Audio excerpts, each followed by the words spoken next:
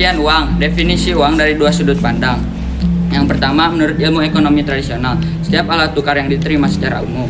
Yang kedua, menurut ilmu ekonomi modern, sesuatu yang tersedia dan secara umum diterima sebagai alat pembayaran. Uang merupakan bagian terintegrasi dalam suatu sistem ekonomi sehingga keberadaan uang dianggap mewakili keberadaan negara yang bersangkutan menurut Cowdery 1997. Ada juga nih sejarah perkembangan uang. Yang pertama, tahap sebelum barter atau zaman prasejarah. Pada masa ini, manusia lebih mengandalkan hasil usaha sendiri dalam memenuhi kebutuhan hidupnya. Yang kedua, tahap barter.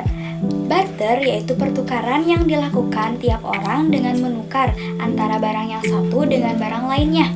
Kendala sistem barter yaitu sulit mempertemukan pihak yang membutuhkan, sulit menentukan acuan nilai tukar barang yang sebanding, sulit mendapatkan barang yang bersifat mendesak, dan sulit untuk memenuhi kebutuhan barang atau jasa yang beragam.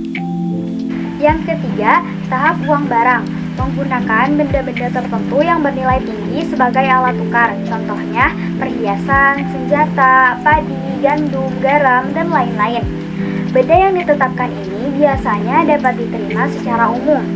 Nah, adapun kelemahan dari uang barang, yang pertama, uang barang tidak memiliki pecahan kecil sehingga masyarakat sulit menentukan nilainya. Yang kedua, sulit untuk disimpan dan dibawa. Dan yang ketiga, mudah rusak dan tidak tahan lama. Yang keempat, tahap uang logam mulia.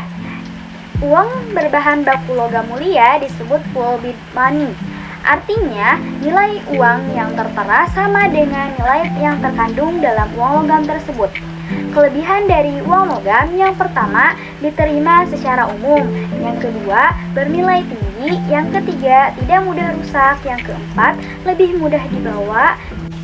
Yang kelima, tahap uang kertas.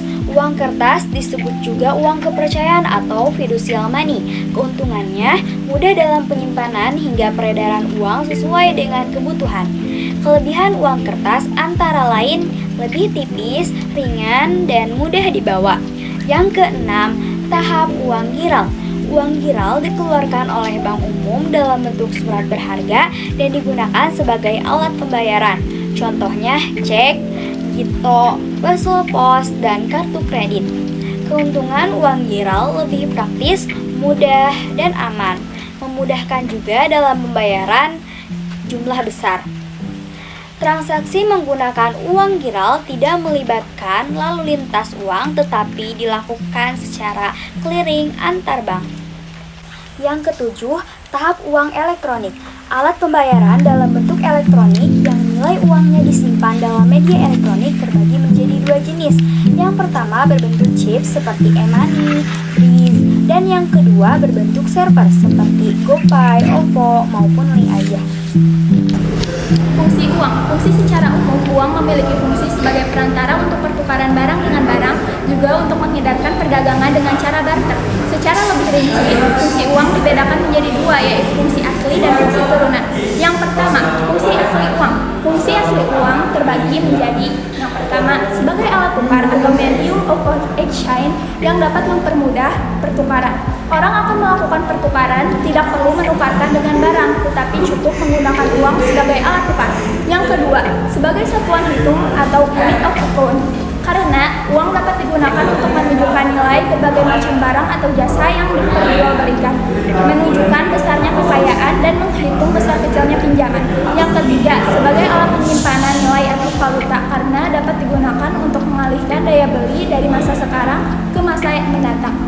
Yang kedua, fungsi turunan uang terbagi menjadi yang pertama, sebagai alat pemindah kekayaan. Seseorang yang hendak pindah dari suatu tempat ke tempat lain dapat memindahkan kekayaannya yang berupa tanah dan bangunan rumah ke dalam bentuk uang dengan cara menjualnya. Yang kedua, sebagai pendorong kegiatan ekonomi. Apabila nilai uang stabil, orang lebih bergairah dalam melakukan investasi. Dengan adanya kegiatan investasi, kegiatan ekonomi akan semakin meningkat. Yang ketiga, sebagai alat pembayaran yang sah, guna mempermudah dalam mendapatkan barang dan jasa yang diperlukan, manusia memerlukan alat pembayaran yang dapat diterima oleh semua orang, yaitu uang. Sebagai alat pembayaran utang, uang dapat digunakan untuk mengukur pembayaran pada masa yang akan datang.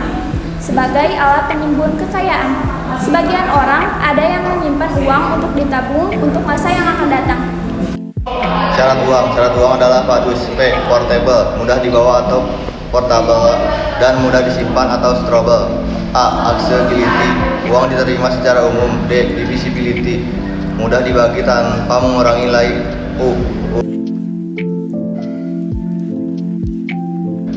Uniformity, kesamaan kualitas. S. Stability of value, memiliki nilai yang cenderung stabil.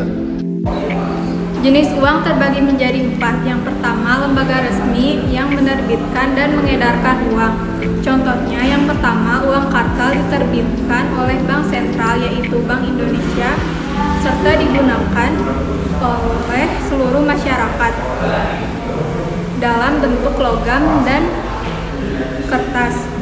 Yang kedua, uang giral diterbitkan oleh Bank Umum dalam bentuk cek atau biliar giro.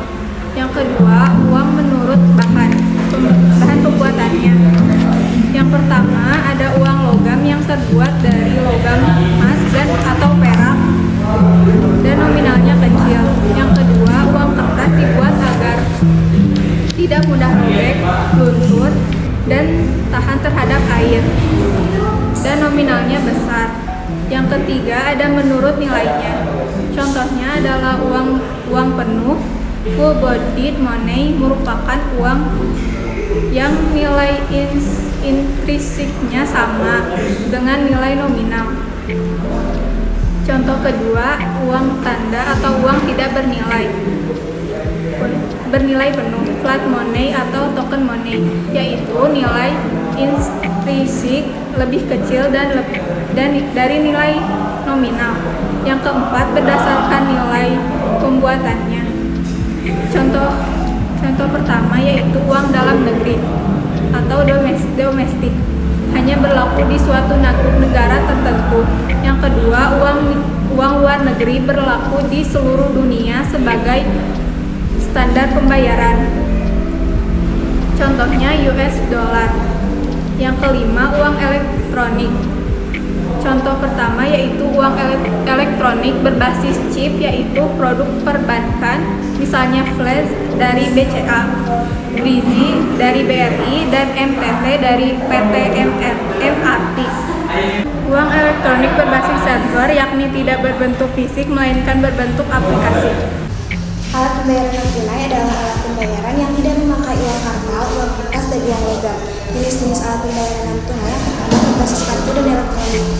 Contohnya adalah kartu kredit, adalah kartu yang dikeluarkan oleh pihak bank. Yang kedua, kartu debit adalah sebuah kartu pembayaran secara elektronik yang diterbitkan oleh suatu bank. Yang ketiga, ada e-money, adalah alat pembayaran atas dasar nilai atau suatu dana yang sudah disetorkan terlebih dahulu. Yang kedua, berbasis warkat. Yang pertama adalah cek, adalah surat perintah tanpa syarat dan dari nasabah kepada bank. Yang kedua, biliar giro, merupakan surat perintah dari seorang nasabah bank untuk memindahkan sejumlah data. Yang ketiga, nota debit atau warkat debit adalah warkat atau surat yang digunakan untuk menagih bank lain atau nasabah bank lain melalui clearing.